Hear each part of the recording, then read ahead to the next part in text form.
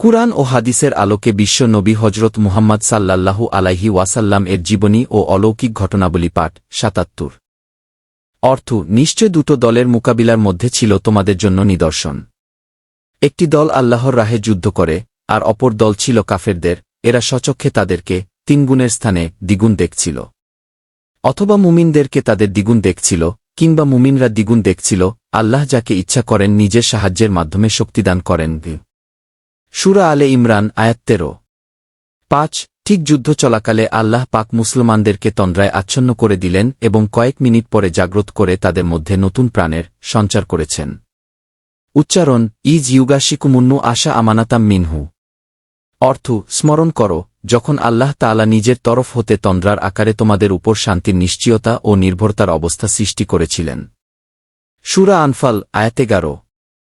অর্থাৎ যে সময়টি কঠিন ভয় ও শঙ্কায় প্রকম্পিত, তখন আল্লাহ পাক মুসলমানদের দিলকে এমন চিন্তাশূন্য ও ভয়ভীতি মুক্ত করে দিলেন যে তাদের তন্দ্রা আসতে লাগল।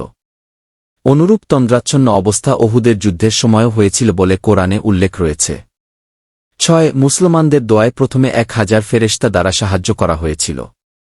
যেমন মহান আল্লাহ পাক বলেন, উচ্চারণ ইজ তাস্তাগিছুনা রব্বাকুমু ফাস্তাজাবা লাকুম আন্নি মুমিদ্দুকুম বি আলফিম মিনাল মালাইকাতি মুরদিফিনা। অর্থ স্মরণ করো যখন তোমরা তোমাদের রবের নিকট ফরিয়াদ করেছিলে, উত্তরে তিনি বললেন, আমি তোমাদের সাহায্যে পরপর ১,০০০ ফিরেশতা পাঠাচ্ছি। সূরা আল আনফাল আয়াত ৯। ৭ পর এ সংখ্যা বৃদ্ধি করে ৩,০০০ করে দেওয়া হয়। উচ্চারণ ইজতাকুলু লিল মুমিনিনা আলাইয়াকফিয়াকুম আইনুমিদ্দাকুম রাব্বুকুম বিছালাছাতি আলাফিম মিনাল মালাইকাতি মুনজিলিনা। অর্থ আপনি যখন মুমিনদেরকে বলতেছিলেন, তোমাদের জন্য কি যথেষ্ট নয় যে তোমাদের সাহায্যের জন্য তোমাদের প্রতিপালক আসমান থেকে অবতীর্ণ ৩,০০০ ফেরেশতা পাঠাবেন। সূরা আলে ইমরান আয়াত ১২৮। ৮ আর যদি শত্রুরা তোমাদের উপর একযোগে আক্রমণ করে বসে, তবে আল্লাহ পাক ৩,০০০-এর স্থলে ৫,০০০ ফেরেশতা দ্বারা সাহায্য করার কথা ঘোষণা করেন। উচ্চারণ বালাইন তাজবিরু ওয়া তাত্তাকু ওয়া ইয়াতুকুম মিন ফাওরিহিম হায়া ইউমদিদকুম রাব্বুকুম বিখামসাতি আলাফিম মিনাল মালাইকাতি মুছাওইমিনা। অর্থ অবশ্য তোমরা যদি সবর করো এবং বিরত থাক, আর যদি তখনই তোমাদের উপর চড়াও হয়, তাহলে ৫,০০০ ফিরেশতা তোমাদের সাহায্যার্থে পাঠাবেন। সূরা আলে ইমরান আয়াত ১২৫। এখানে প্রশ্ন উঠে যে এত সংখ্যক ফিরেশতা বাহিনীর কি প্রয়োজন ছিল?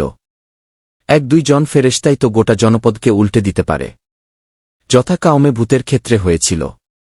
এছাড়া ফেরেশতারা যুদ্ধক্ষেত্রে অবতরণ করে থাকলে একটি কাফেরও কি প্রাণ নিয়ে ফিরে যাওয়া সম্ভব ছিল?